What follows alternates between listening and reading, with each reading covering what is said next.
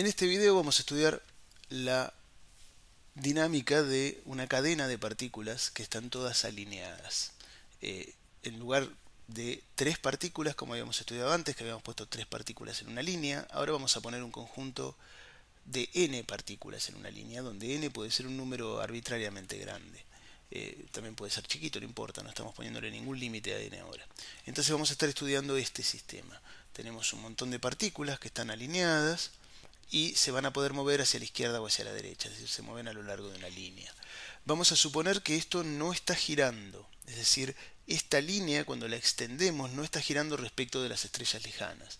Eso quiere decir que esta línea puede servir como el eje X para un sistema de referencia inercial. Puedo poner un sistema de referencia inercial que tenga el eje X a lo largo de esa línea, y entonces cuando escriba las ecuaciones de movimiento para las partículas voy a poder escribir solamente una componente X de esas ecuaciones de movimiento, porque las partículas no se van a estar moviendo ni en Y ni en Z en este sistema inercial. Más aún, puedo elegir el origen de mi sistema inercial en la posición donde está la primera partícula, o sea que X igual a 0 lo voy a poner acá. Estas partículas tienen posiciones de equilibrio y lo que va a estar pasando es que se van a estar moviendo alrededor de sus posiciones de equilibrio. Entonces vamos a escribir las ecuaciones de movimiento de estas partículas. Escribimos la segunda ley de Newton para una partícula cualquiera de estas partículas que están acá en esta forma. En esta ley de Newton yo puse un índice A. El índice A es el índice de partícula. A igual a 0 es esta, A igual a 1, A igual a 2, A igual a 3, A igual a 4, etc. Es decir, el índice A es el índice de partícula. Entonces tengo que la masa de la partícula A, supongamos que puse A igual a 2. La masa de la partícula A por la aceleración de la partícula A es igual a la fuerza que actúa sobre la partícula A. Y la fuerza que actúa sobre la partícula A es la fuerza que le hace la partícula A más 1 a la partícula A, que es este término, y la fuerza que le hace la partícula A menos 1 a la partícula A, que es este término. Entonces, con eso, tengo la ecuación de movimiento para la partícula A y tendría que copiarla para todas las partículas. Tengo que poner A igual a 0, A igual a 1, A igual a 2, A igual a 3 para todas las partículas y tengo las ecuaciones de movimiento para mi sistema, ¿no? Y luego tendría que resolver las ecuaciones de movimiento para ese sistema. Fíjense que acá supuse que la partícula solamente tiene fuerza de sus primeros vecinos. Esto quiere decir que sobre la partícula A solamente hace fuerza la partícula A más 1 y la partícula A menos 1. Y no hacen fuerza sus segundos vecinos, A más 2, A menos 2, ni sus terceros vecinos, A más 3, A menos 3, ni ninguno de ellos. Podría haber considerado una situación un poco más complicada donde segundos vecinos, por ejemplo, también hacen fuerza, entonces es como si pusiera un resorte desde aquí hasta aquí, o terceros vecinos también hacen fuerza, etc. Esas situaciones, esto se llama cadena de partículas, las situaciones con segundos o terceros vecinos se llaman escaleras de partículas, también se pueden resolver, no son mucho más complicadas que lo que vamos a resolver acá, simplemente nos vamos a limitar a interacciones a primeros vecinos porque va a resultar más sencillo y no nos vamos a perder en detalles y vamos a tener todos los elementos esenciales que queremos discutir sin tener que discutir cosas demasiado complicadas. Entonces, bueno, estas partículas, les decía, tienen una posición de equilibrio y se van a estar oscilando alrededor de la posición de equilibrio. Entonces vamos a suponer varias cosas. Vamos a suponer primero que todas las partículas son iguales. Entonces la masa MA, donde MA era M0, M1, M2, M3, era la masa de cada partícula, ahora la vamos a llamar M y va a ser la misma para todas. Por otro lado, la fuerza que la partícula A más 1 le hace a la partícula A va a ser igual a la fuerza que la partícula A le hace a la A menos 1, que es menos la fuerza que la partícula A menos 1 le hace a la A por la segunda ley de Newton. Entonces estas dos fuerzas en realidad son iguales con signo contrario y más aún la posición de equilibrio de cada partícula dista de sus vecinas en el mismo número. Entonces, si esta está en x igual a 0, esta está en x, digamos, b, digamos que esta distancia de acá hasta acá vale b, en equilibrio. Esta está en x igual a 2b, porque b más b. Esta está en x igual a 3b, porque tenemos b a esta, b y b son 3b, y así. La partícula A está en equilibrio en la posición x igual a por b, donde A es el número de partículas y B es la distancia en equilibrio entre un par cualquiera de partículas. Entonces ahora vamos a desarrollar la fuerza en serie de potencias alrededor de la distancia de equilibrio. Digamos, si esto está en equilibrio en A por B, yo quiero desarrollar en serie de potencias en la desviación respecto de A por B. Es decir, si la distancia de equilibrio entre esta y esta es B, vamos a desarrollar en serie de potencias en la posición de esta menos la posición de esta menos B. Es decir, que cuando vale B está en equilibrio y cuando se mueve un cachito aparece una fuerza. Entonces, si hacemos ese desarrollo, nos queda así, donde estos dos términos son estas dos fuerzas evaluadas en estamos en la partícula A, cuando la partícula A está en la posición A por B, es decir, en su posición de equilibrio. Estos dos términos son estas dos fuerzas desarrolladas a primer orden en la desviación respecto del equilibrio. Es decir, cuando esta es la fuerza que la partícula A más 1 le hace a A, y la estamos desarrollando en serie de potencias cuando la distancia entre A más 1 y A, que es XA más 1 menos XA, se corre un poquito del valor de equilibrio B. Entonces, cuando se corre un poquito, la fuerza va a tener una contribución que va a ser cuánto se corrió multiplicado por K, donde este K es la derivada de la fuerza respecto de la distancia entre las dos partículas evaluada en la distancia de equilibrio. Lo mismo acá, esto es para esta fuerza, es decir, es el desarrollo de esta fuerza en serie de potencias alrededor de la posición de equilibrio cuando la distancia entre la partícula A y la partícula A menos 1, es decir, XA menos XA menos 1, es diferente de la distancia de equilibrio B. Por otro lado también, en equilibrio las partículas están en reposo y cuando se salen del equilibrio van a tener una cierta velocidad relativa y la fuerza puede depender de esa velocidad relativa. X punto A más 1 menos X punto A es qué tan rápido se está moviendo la partícula A más 1 respecto de la partícula A. Y este mu es la derivada de esta fuerza respecto de esa velocidad relativa, evaluada en el punto en el cual las partículas están en reposo. Y lo mismo aquí, este mu es la derivada de esta fuerza ahora, aquella que la partícula A menos 1 le hace a la partícula A, respecto de la velocidad relativa evaluada en, la derivada, digamos, respecto a la velocidad relativa evaluada en el punto en el que las partículas están en equilibrio y en reposo. Entonces esto es una serie de Taylor estándar, como vinimos haciendo con todos los osciladores antes. Un punto crucial es como que yo supuse que todas las partículas son iguales, les puse la misma masa, pero además también les puse el mismo K. Es decir, este K es el que viene de tomar derivadas de esta fuerza y este K es el que viene de tomar derivadas de esta fuerza. Y la única diferencia es el signo por principio de acción y reacción, pero el valor de K es el mismo. Y lo mismo acá, el mismo mu, por la misma razón. Ahora eso lo puedo reordenar porque si ustedes se fijan, acá tengo K por X sub A más 1 y acá tengo K por X sub A menos 1, menos por menos me da más. O sea que puedo poner K por XA más 1 y K por XA menos 1, ambos con más. Pero por otro lado acá tengo K por XA con un menos y acá tengo K por XA con un menos. O sea que tengo dos veces K por XA con un menos. Y lo mismo pasa para las velocidades. Se pueden reordenar igual y además a esta suma de fuerzas le puse un nombre, la llamé así. Entonces con esa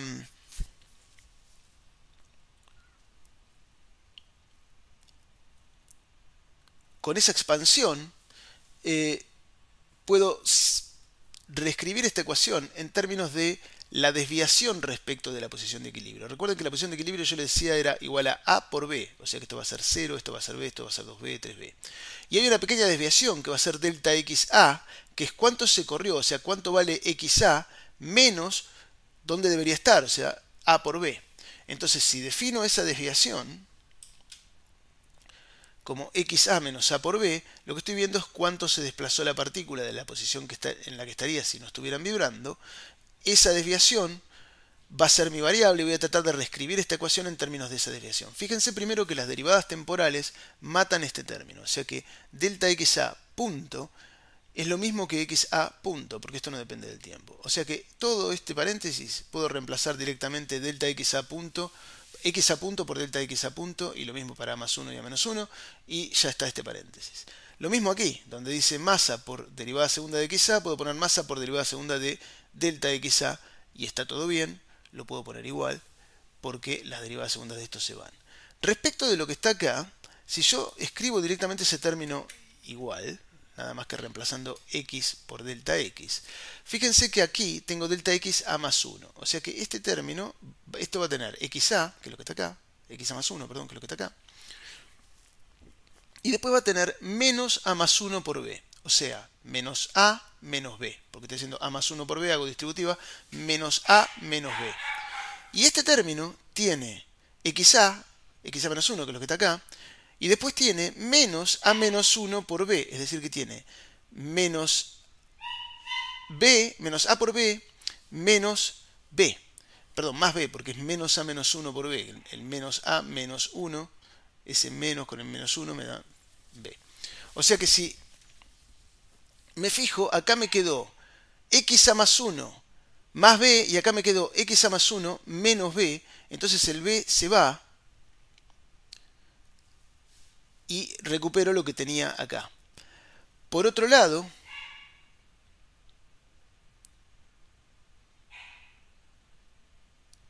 no, mentira, lo que se va es el a por b. Acá tengo delta x a más 1, o sea que esto sería este objeto donde pongo a más 1. Y acá tengo delta x a menos 1, o sea, este objeto donde pongo a menos 1. Y como están los dos con el mismo signo, en efecto, lo que se va, está bien, es el b. O sea, se va completamente y me queda x a más 1 por ab de este lado y x a más 1 por ab también de este lado. O sea que me quedó esto más esto menos 2b, que es exactamente lo mismo que aparece cuando yo reemplazo esta expresión acá. O sea que me queda directamente esto que está acá más 2b, o sea que los 2b se cancelan. Bueno, no importa, básicamente pongan esto acá y van a ver que todos los b se cancelan y que esto es exactamente lo mismo que esto. Lo quería explicar, pero lo compliqué más.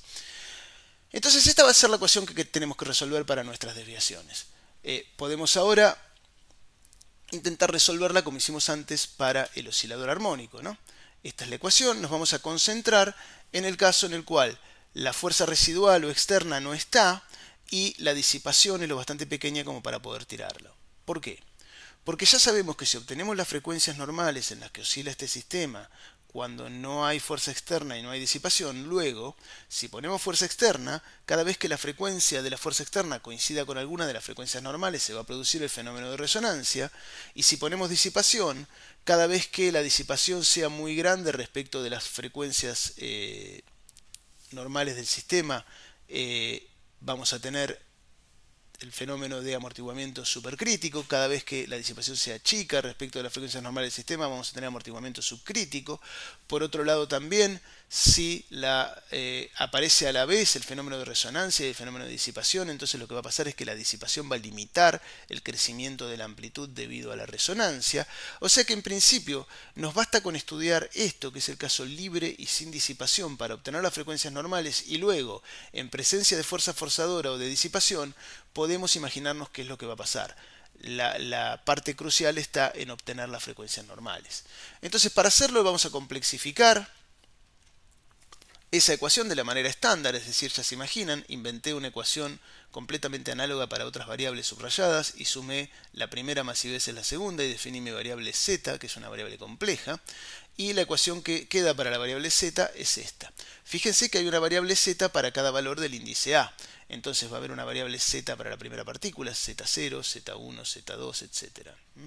Y en esta ecuación están las variables z del sitio A, el sitio A más 1 y el sitio A menos 1 mezcladas. Entonces ahora vamos a proponer un ansatz oscilatorio, como hicimos cada vez que veíamos esa ecuación. Decíamos, bueno, z es un z0 por e a la i omega t. Ahora, como tengo un z sub a, voy a tener que tener un z0 sub a, por eso le puse un índice a acá, por e a la i omega t. Lo importante es que el z0 depende de la posición, depende de cuál, o sea, acá voy a tener un z0, Z00, Z01, Z02, Z03, etc. Voy a tener un Z0 para cada una de las partículas, pero la frecuencia es la misma. O sea, estoy diciendo que todas las partículas oscilan con la misma frecuencia. Eso es lo que pasa cuando tenemos modos normales. Por ejemplo, en las tres partículas alineadas que veíamos, todas las partículas oscilaban con alguna de las frecuencias de los modos normales. Lo que era diferente en todo caso era la amplitud y la fase, pero la frecuencia de oscilación era la misma. Entonces, con este ansatz voy a tomar las derivadas temporales. Fíjense que cada vez que tomo una derivada temporal me baja un i omega acá. Entonces la derivada temporal primera me da i omega por esto mismo y la derivada temporal segunda me da menos omega cuadrado por esto mismo. Es decir que acá donde dice z a doble punto puedo poner menos omega cuadrado por z0a por e a la i omega t. Entonces si hago eso, me quedó menos omega cuadrado por z0a por e a la i omega t. Esta masa que estaba la pasé dividiendo, k sobre m lo llamé omega 0 cuadrado. Y el e a la i omega t que me quedó multiplicando acá, también me quedó multiplicando los tres términos acá, porque dije que era lo mismo para todos los a's, o sea que era el mismo acá, acá y acá, lo puedo sacar factor común, con lo cual lo simplifiqué con el que estaba del otro lado. Y ahora la ecuación es completamente algebraica, ya no hay dependencia temporal, no hay derivadas, no hay nada. Es una ecuación completamente algebraica de la cual yo tendría que ser capaz de despejar omega, la frecuencia que le puse a mi oscilador. Lo que pasa con esta ecuación es que yo dije que omega era el mismo para todas las partículas, pero si yo despejo omega de aquí como está, como z0 depende de las partículas, de qué partícula esté, z0a más 1, z0a, etc., omega va a depender de qué partícula estoy. Si A vale 1, omega vale una cosa, si A vale 2, omega vale otra cosa, etc. Y yo no quiero eso, yo quiero que omega sea la misma para todas las partículas. Entonces todavía tengo que resolver esto de alguna manera, digamos, poner un ansatz para z, para que me quede la misma frecuencia para todas las partículas. Entonces como z es un número complejo, lo voy a escribir en módulo y fase. Al módulo lo llamo A sub A, o amplitud sub A si quieren, y la fase la llamo E a la I delta sub A. Ahora lo que vamos a hacer es, vamos a poner esta expresión acá arriba, me queda un poquito más larga, pero acá ya se puede ver que si la amplitud no tuviera el sub A, es decir, si fuera el mismo módulo de Z0 para todas las partículas, y lo único que fuera distinto en Z0 fuera la fase, es decir, si este A no fuera A sub A, sino solamente A, sin el sub A, fíjense que entonces aquí tendría este sería el mismo que este, sería el mismo que este, o sea que lo puedo sacar factor común, y sería el mismo que está del otro lado, así que lo puedo simplificar, y el A se me iría de la ecuación. Entonces lo que vamos a hacer es eso, vamos a simplificar este ansatz para Z0 suponiendo que el A no depende de la partícula, no tiene subíndice A. Entonces si hacemos eso, decimos A sub A es igual a un A solo que no depende de la partícula, la ecuación para esto me queda escrita así. Aquí todavía, bueno, esto lo puedo simplificar un poquito, si quieren puedo agarrar este e a la i delta y pasarlo dividiendo. Y si lo paso dividiendo, en el primer término me quedó e a la i delta a más 1 dividido e a la i delta a. Pero como 1 sobre la exponencial es la exponencial con el signo cambiado, esto es e a la i delta a más 1 por e a la menos i delta a. Pero como el producto de las exponenciales es la exponencial de la suma de los exponentes, esto me da e a la i delta a más 1 menos delta a. Cuando divido este segundo término, los e a la i delta a se me van arriba y abajo, y cuando derivo el tercer término me pasa lo mismo que en el primero, nada más que con delta a menos 1, y me queda e a la i delta a menos 1 menos delta a. Entonces, me quedó esta expresión, pero yo todavía no podría pasar este menos de este lado y sacar la raíz cuadrada para tener omega, pero me seguiría dando un omega que depende de A, y yo no quiero que omega dependa de A, porque mi hipótesis inicial era que omega era el mismo para todas las partículas. Entonces, todavía tengo que elegir alguna forma para delta como función de A, de manera tal que las diferencias se cancelen y no dependa de A. Y una manera de hacerlo es poner un delta que sea lineal en A. Fíjense que si digo que delta es una constante, a la constante la llamé kappa por b. Este kappa, o a veces lo voy a llamar k también, porque en realidad se llama k, lo llamé kappa porque teníamos el k elástico por acá arriba, tenemos este k y no lo quería complicar, pero normalmente en la literatura van a ver que lo escriben k. Este kappa es una constante arbitraria. En realidad lo que hice fue poner una forma lineal para delta a, que es una constante por A más otra constante. A esta constante la llamé kappa por B. Podría haber llamado directamente alfa, pero me gusta singularizar el B porque después me va a resultar muy útil tener ese B explícito ahí. Entonces, lo que digo es ahora, delta A es kappa por B por A más un delta fijo. Entonces, vamos a poner esta expresión en este exponente, y fíjense que delta A más 1 menos delta A, lo primero que va a pasar es que el término fijo se cancela porque es el mismo en los dos, así que este no va a estar. En este exponente ya este delta se fue. Y respecto del primer término, tengo kappa por b por a más 1 menos kappa por b por a. O sea que lo que me queda es kappa por b por 1. O sea, kappa por b. Y lo mismo acá. El término independiente se cancela porque está aquí y hay un menos, así que se va a ir.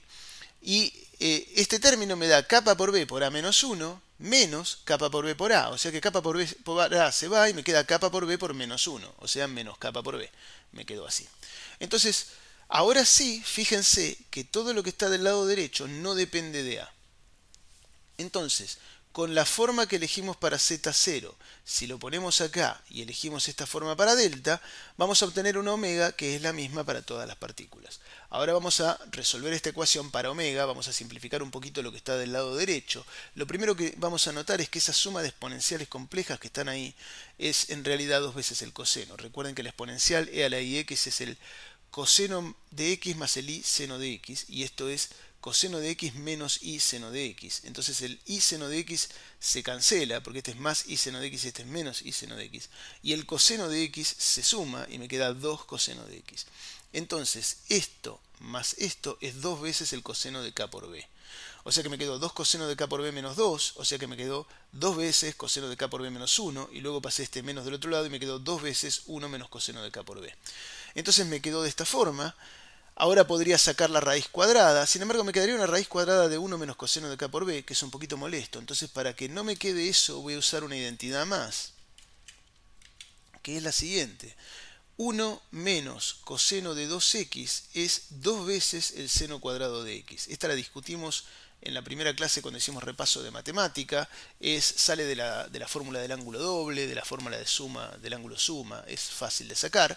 Lo importante es que si x es k por b sobre 2, esto que está acá entre paréntesis es 1 menos coseno de 2x. Por lo tanto, puedo reemplazarlo por 2 veces seno cuadrado de x, o sea, 2 veces, con el 2 me dio un 4, seno cuadrado de k por b sobre 2. Y ahora sí, esta es la expresión que tengo para omega cuadrado como función de todo esto, y lo voy a poder despejar o sacar la raíz cuadrada, donde digo que omega va a ser más menos omega de k, donde omega de k es esta expresión que tengo acá, 2 omega 0 por el valor absoluto del seno de kappa por b sobre 2. Es decir, que para cada valor de esta constante arbitraria kappa que yo propuse para poder resolver, propuse como ansatz para Z0, para cada valor de la constante arbitraria kappa tengo una frecuencia distinta. Lo que tenemos que discutir ahora es cuáles van a ser los valores de la constante arbitraria kappa que me dan efectivamente frecuencias diferentes, porque podría haber dos valores de kappa que me den la misma frecuencia. En efecto, el seno es una función periódica. Más aún, el valor absoluto del seno también es una función periódica.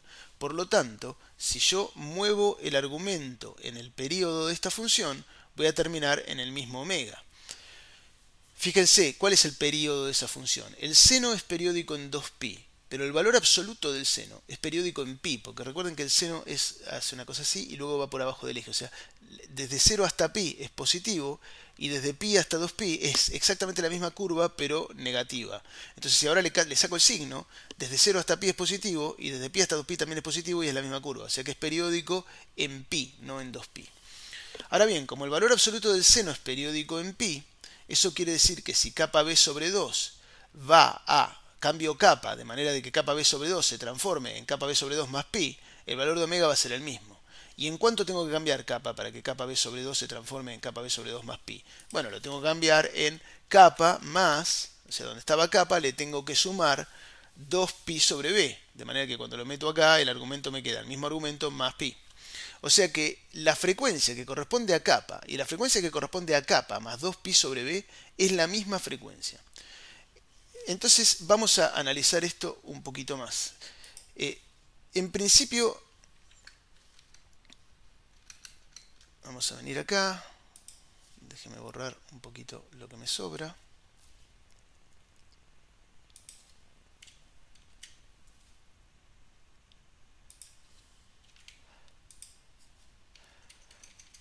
Supongamos que tengo un segmento que está entre menos pi sobre b y pi sobre b.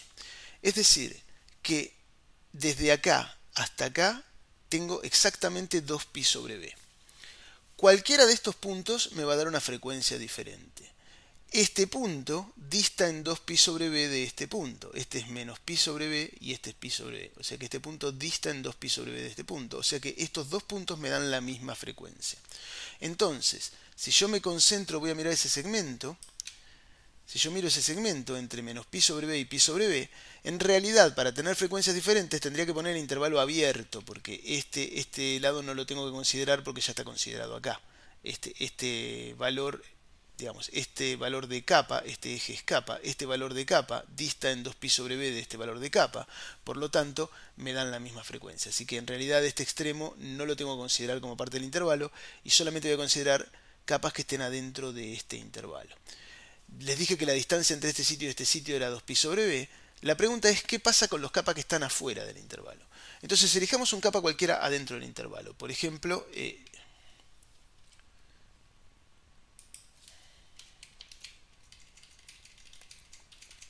este que está acá. Vamos a suponer este valor de capa. Si yo elijo este valor de capa, este me va a dar una cierta frecuencia. Y el valor de capa que está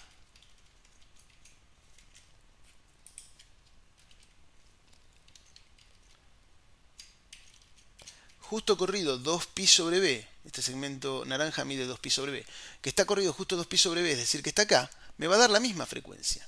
Y el valor de capa que está corrido 4pi sobre b, que es este que está acá, también me va a dar la misma frecuencia. Y el valor de capa que está corrido menos 2pi sobre b, o sea, este que está acá, también me va a dar la misma frecuencia. Y eso es cierto para todos los valores de capa que estén entre menos pi sobre b y pi sobre b. Todos los que están afuera, o sea, van a tener una serie de reflejos afuera. O sea que todo este segmento, en realidad, va a tener las mismas frecuencias, todo este segmento va a tener las mismas frecuencias que todo este segmento. Y va a tener las mismas frecuencias que todo este segmento. Y además va a tener las mismas frecuencias, por supuesto, que todo este segmento para este lado y que todo este segmento para este otro. Y que toda la recta. Es decir, adentro de este segmento están las únicas frecuencias que son diferentes entre sí.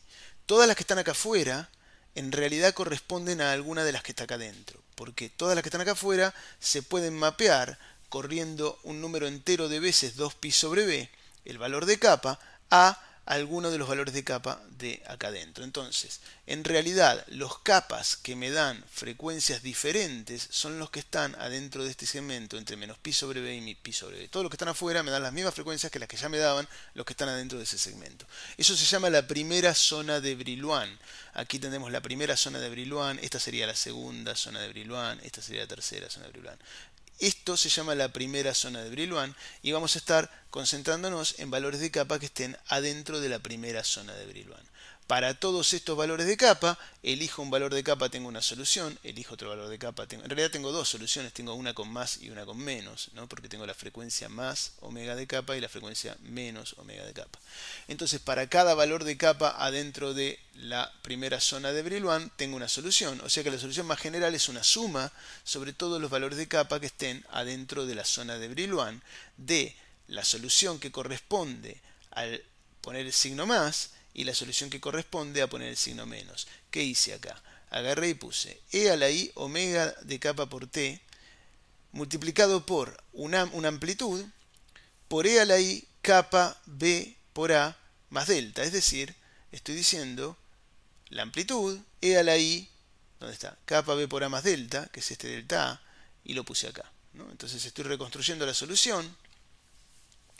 Esta es la que tiene el omega con signo positivo, esta es la que tiene el omega con signo negativo. Por supuesto a la amplitud le puse un subíndice capa y le puse un más porque puede ser distinta para cada valor de capa y puede ser distinta para la que tiene frecuencia positiva de la que tiene frecuencia negativa. Y lo mismo para el delta, le puse un subíndice capa y le puse un más porque puede ser distinto el valor de delta, que era esta constante que aparecía acá, para cada valor de capa, y puede ser distinto para la frecuencia positiva y para la frecuencia negativa. De todas maneras, todos estos razonamientos se sostienen si delta y a son diferentes para cada valor de capa y para la frecuencia positiva y negativa. Entonces esta es la solución más general para z. A nosotros nos interesa la solución para delta x, que es la parte real de z. Entonces tomamos delta x, que es la parte real de z, y nos va a dar un coseno, y nos queda una suma de términos así. Este es un coseno con un signo más, y este es un coseno con un signo menos. Fíjense que esto es parecido al oscilador armónico. La diferencia es que además del delta del oscilador armónico nos aparece este término adicional. Es decir, que la fase inicial, cuando yo pongo t igual a 0, la fase inicial, lo que está dentro del coseno al principio del movimiento, para el oscilador armónico era directamente delta y ahora es delta más K por B por A. Es decir, que distintas partículas a lo largo de esta cadena tienen distinta fase inicial. Inician el movimiento separadas de manera diferente de su posición de equilibrio, una magnitud diferente de su posición de equilibrio. Entonces, para tratar de entender qué es esta solución, vamos a ver si podemos hacer una animación en matemática. La animación la vamos a hacer como sigue. Vamos a venir aquí, vamos a matar el kernel, y entonces primero hacemos una tabla con todos los valores de las posiciones de cada una de las partículas. Este sería x sub a de t. Entonces hago una tabla de valores x sub a de t. x0 de t me da la posición de la primera partícula, x1 de t me da la posición de la segunda, x2 de t la posición de la tercera, etcétera, etcétera. Acá puse 9 partículas, podemos poner el número que queramos. Ahora bien, cada uno de estos x va a ser igual a b por a más delta x, de acuerdo a la definición que dimos acá, por aquí arriba, aquí. Si despejamos x es b por a más delta x. Entonces, con esa expresión, vamos a decir que cada uno de los x es b por a más delta x, con lo cual, si vuelvo a ver mi tabla, ahora la posición de la partícula 0 es directamente delta x0, la posición de la partícula 1 es b más delta x1, la posición de la partícula 2 es 2b más delta x2, etc. Para la frecuencia voy a usar la formulita que tengo para la frecuencia, voy a elegir el caso de frecuencia positiva. La frecuencia entonces tiene esta forma que está acá, y voy a usar, no puse el valor absoluto para que no me moleste matemática que se lo confunde con un complejo si le pongo valor absoluto, pero estoy tomando la frecuencia positiva. Entonces le doy este valor a la frecuencia, seno de k por b sobre 2, y el delta x voy a elegir de toda esta suma de estos términos, voy a elegir un término solo. Vamos a dibujar un término solo para imaginarnos cada término cómo contribuye al movimiento. Fíjense que cada valor de omega es en realidad un modo normal, ¿no? Entonces, cada modo normal cómo contribuye al movimiento. Entonces, vamos a dibujar un término solo, es este término que está acá, a por el coseno de kappa b por a menos omega de kappa por t más delta, es exactamente esta fórmula que está acá, esta. Con lo cual, nuestra tabla de valores nos queda así. Ahora hacemos una tabla con un montón de discos que nos dicen las posiciones de nuestros...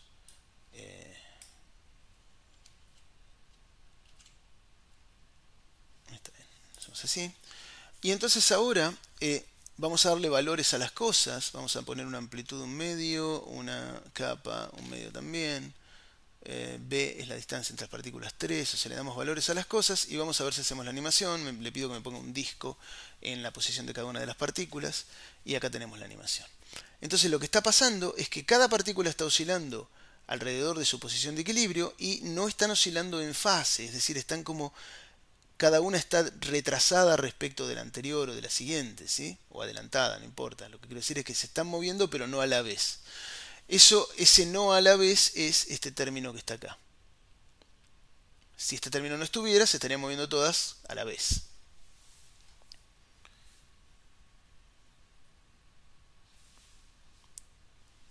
Entonces, esa es, por supuesto, si en esta expresión tocamos la amplitud, por ejemplo, vamos a poner amplitud igual a un cuarto, entonces lo que va a pasar es que el movimiento va a tener una amplitud más chica, ven que ahora se balancean menos. Si tocamos la frecuencia omega 0, le ponemos omega 0 igual a 2, entonces lo que va a pasar es que obviamente la frecuencia es mayor, se mueve más rápido. Si tocamos, bueno, B es la distancia entre las partículas, no lo quiero tocar. Después vamos a ver lo que pasa si tocamos capa. Ahora vamos a entender un poquito qué significa capa.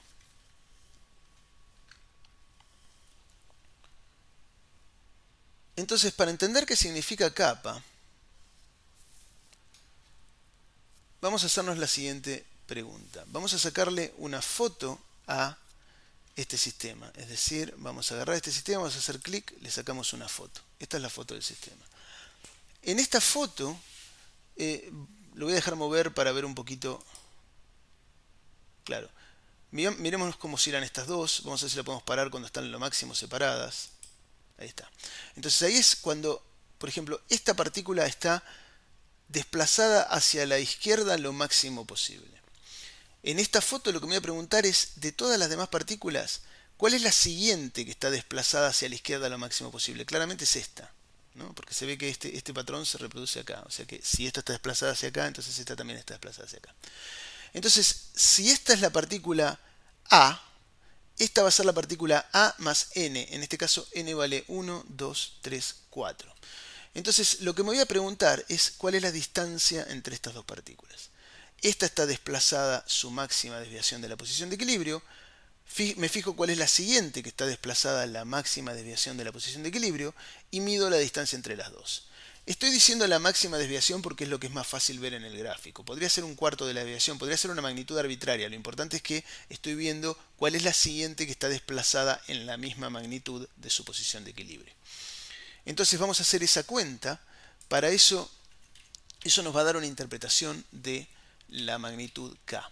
Entonces, le sacamos la foto al sistema, es decir, voy a agarrar un solo término, voy a agarrar esto y voy a ver qué significado tiene K en este término. Después podemos ver, por supuesto, el significado se va a poder aplicar a todos los términos de esta suma.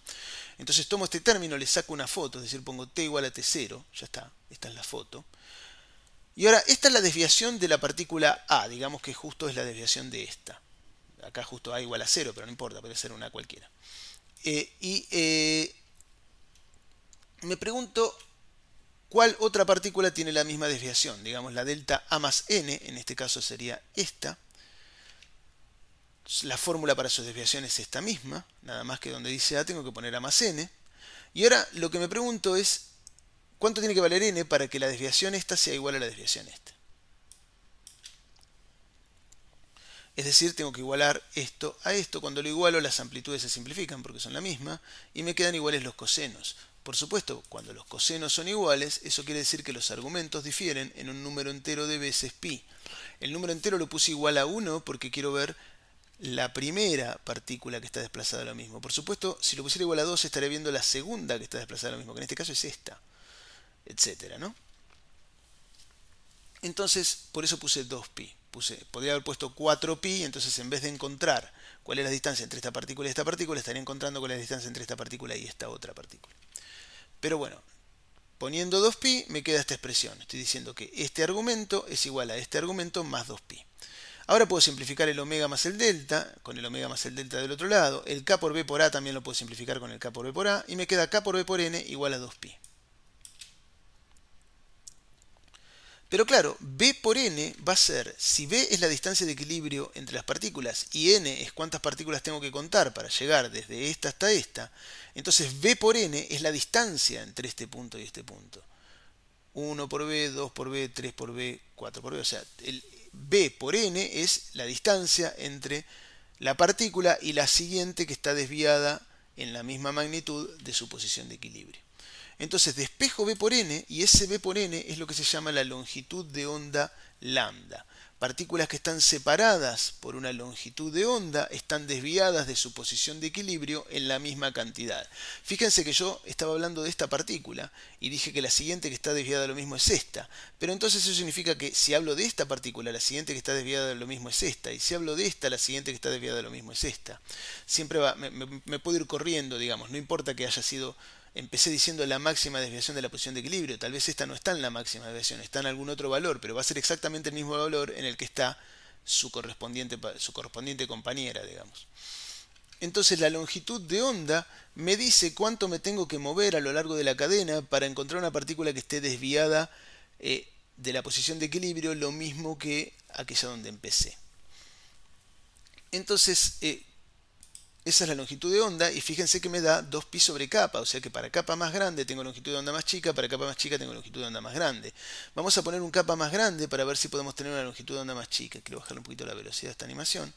Vamos a poner un capa más grande, por ejemplo ponemos capa igual, en vez de 1/2 podemos poner, no quiero poner 1, pongamos 2/3.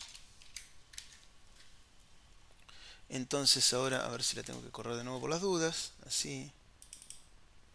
Ahí están oscilando, a ver si la puedo parar. Ahí, y me pregunto cuál es la siguiente que está desviada de lo mismo. Y ahora está más cerca, es esta. ¿Y cuál es la siguiente que está desviada de lo mismo? Y probablemente sea, creo yo que es esta. Y así. Entonces ahora fíjense que la longitud de onda es más corta. Entonces, y si, bueno, también podría poner una longitud de onda más larga, ¿no? Podría poner 1/3, por ejemplo. Y a ver si ahí la puedo animar.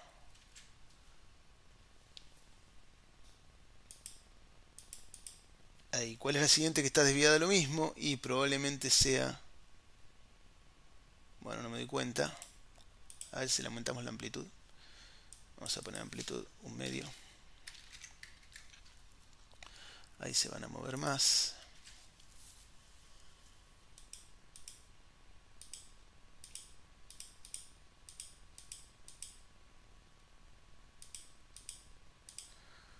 ¿La puedo mover por fotograma?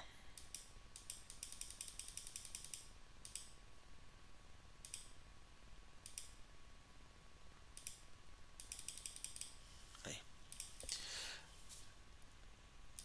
Ahí esta está lo más desplazada posible hacia este lado. ¿Y cuál será la siguiente? Y probablemente sea esta. Entonces fíjense que la longitud de onda se hizo más larga. Entonces lo que estamos viendo es que este capa lo que me está determinando es la longitud de onda. Distintos capas corresponden a distintas longitudes de onda. Capas más chicos corresponden a longitudes de onda más largas. Otro análisis que podemos hacer es el siguiente. En lugar de sacarle una foto a la oscilación, nos vamos a preguntar cómo se va a ir moviendo en la oscilación una cierta desviación de la posición de equilibrio. Entonces, por ejemplo, fíjense que hay un momento en el cual estas dos partículas están lo más cercano posible, y después hay un momento en el cual estas dos partículas están lo más cercano posible, y después está acá, y después está acá, y después está acá. Entonces, si yo lo quiero seguir con el dedo, eso va así. Bueno, fue un poco lento ahí. Voy siguiendo con el dedo las partículas que están lo más cerca posible. Primero empiezo acá. Se me escapa. A ver si lo hago más lento. Ahí. Empiezo acá, ahora estoy acá, ahora estoy acá, ahora estoy acá. Así. Entonces, lo que me voy a preguntar es cómo se mueve esa condición. Entonces, voy a suponer que una cierta partícula está desviada una cierta cantidad de la posición de equilibrio y me voy a preguntar cómo cambia con el tiempo el índice que corresponde a la partícula que está desviada esa fija cantidad de su posición de equilibrio. Primero va a ser la partícula 0, después la 1, después la 2, después la 3, etc. Entonces, voy a suponer que está desviado una cierta distancia de su posición de equilibrio y voy a ver cómo se mueve el índice que corresponde a esa partícula en función del tiempo. Para simplificar, supuse que la desviación de la posición de equilibrio es la máxima, o sea, la amplitud. Podría haber puesto acá cualquier cosa, no tiene por qué ser A, pero si pongo A puedo simplificar esto con esto y me quedó un 1 y va a ser más fácil la solución. Pero podría haber puesto cualquier número. Entonces, pongo ahí la amplitud, simplifico y tengo que el coseno vale 1 y eso quiere decir que el argumento del coseno es un número entero de veces pi. Lo puse 2pi por p donde p es un entero.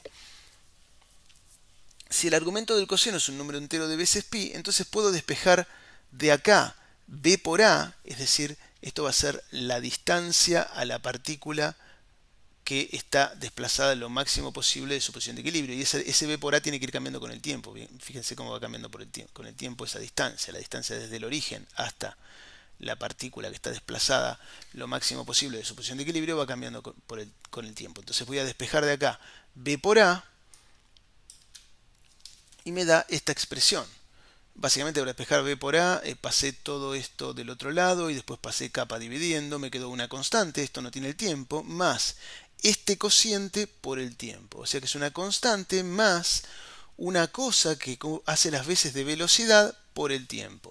Lo que quiere decir es que esta condición, la condición de estar desviada lo máximo posible de la posición de equilibrio, se va moviendo hacia la derecha con velocidad dada por c, donde c es este cociente.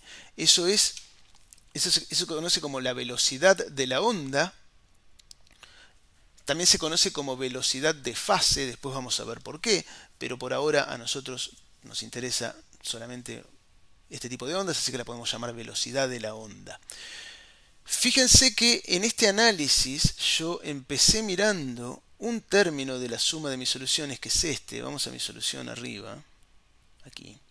Miré solamente este término, que es uno solo de los términos de la suma en K, y además es el que tiene el menos. Si hubiera mirado el que tiene el más, vamos a suponer que hubiera mirado el que tiene el más, o sea que le tengo que cambiar el signo omega, lo que hubiera pasado acá, la cuenta hubiera sido la misma, nada más que con un más, con un más, con un más. O sea que acá hubiera tenido un menos. O sea que esto se hubiera estado, acá hubiera tenido un menos y esto se hubiera estado moviendo. En lugar de hacia la derecha, se hubiera estado moviendo hacia la izquierda. En lugar de estarse moviendo hacia acá, se hubiera estado moviendo hacia acá. Lo podemos simular acá si le cambiamos el signo. Déjenme ver. Probablemente si le cambio el signo a capa lo puedo simular. A ver.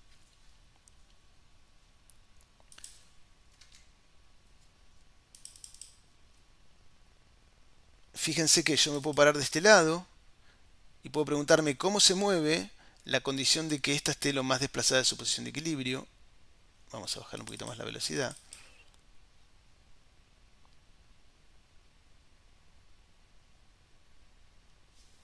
Y van a ver que se tendría que estar moviendo hacia el otro lado. Probablemente no sea una buena idea simularlo con capa, pero lo que tendría que pasar es que si hubiera puesto la solución aquí con un más, se estaría moviendo hacia el otro lado.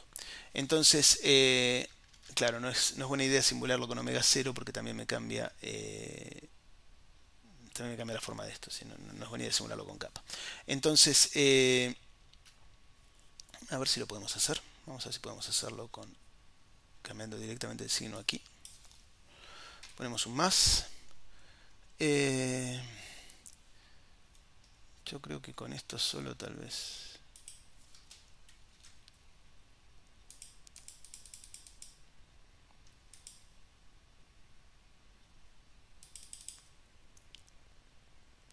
No, se sigue moviendo hacia el mismo lado.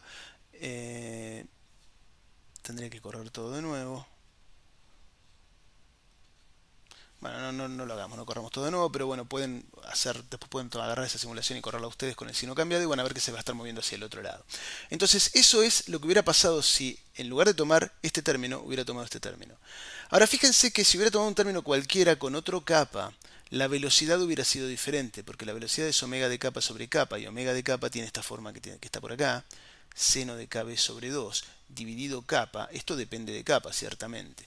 Entonces, lo que está pasando es que omega de capa sobre capa, que es la velocidad, es diferente para cada longitud de onda. Esto es lo que se conoce como una onda dispersiva. Es una onda en la cual cada uno de los términos en esta suma, primero que los que tienen más y los que tienen menos se mueven en direcciones distintas, pero eso es normal.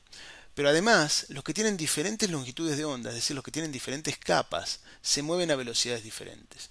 Como vamos a ver más adelante, en la mayoría de las ondas, o en las ondas que uno estudia en el vacío, las más fáciles, eso no es así, la velocidad de la onda es fija.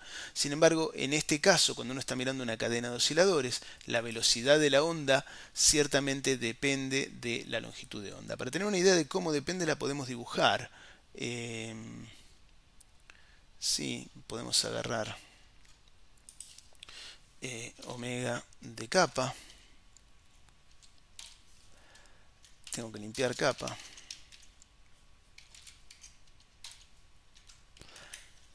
Omega de capa es esto. Vamos a... ¿qué podemos limpiar? No, vamos a dejar B fijo y dejamos omega 0 fijo. Entonces vamos a dibujar omega de capa sobre capa, que es la velocidad. Esto es la velocidad de la onda. Omega de capa sobre capa lo vamos a dibujar para capa entre 0 y 3. A ver. Ahí está. Vamos a hacerlo. Esto era... Capa tiene que estar dentro de la zona de Brillouin, o sea que capa va entre menos pi sobre b y pi sobre b. Entonces esto lo tenemos que plotear entre menos pi sobre b y pi sobre b. Y esta es la velocidad de la onda para diferentes